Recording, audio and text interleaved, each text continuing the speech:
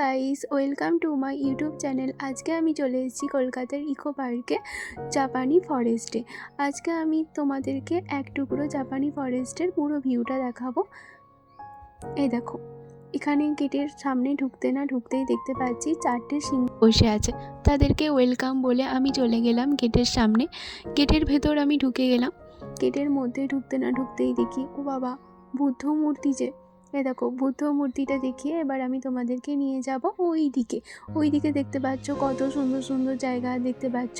আমি হেঁটে হেঁটে যাব চায়না রেস্টুরেন্টের দিকে। ওই দেখো, দূর থেকেই তোমরা দেখতে পাচ্ছ, ওখান থেকে দেখা যাচ্ছে রেড কালারের চায়না রেস্টুরেন্ট।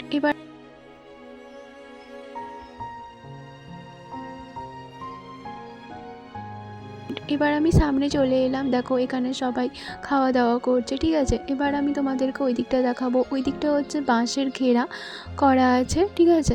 দেখো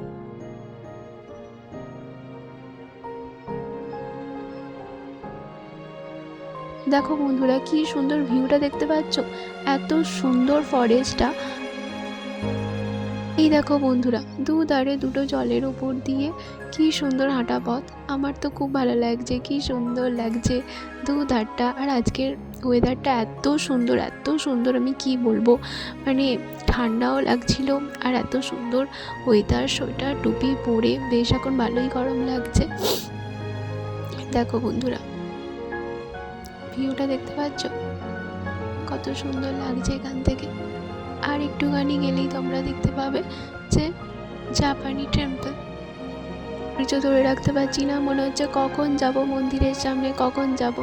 আসছে আর না, অনেকটা হাঁটা পথ, অনেকটা। তাহলে তোমরা বুঝতেই পারছো কত বড় এরিয়া নিয়ে জাপানি ফরেস্টটা তৈরি করা হয়েছে। তাহলে ভাবো ইকো পার্কটা তাহলে কতটা বড়। ফাইনালি চলে এলাম জাপানি টেম্পলের সামনে।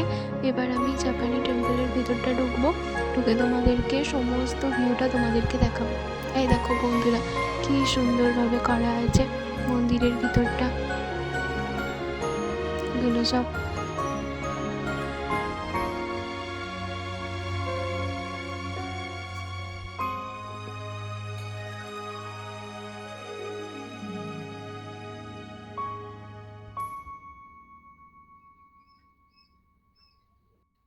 আজকের মতন এইটুকু, দেখা হচ্ছে পরের ভিডিওতে। Tata guys.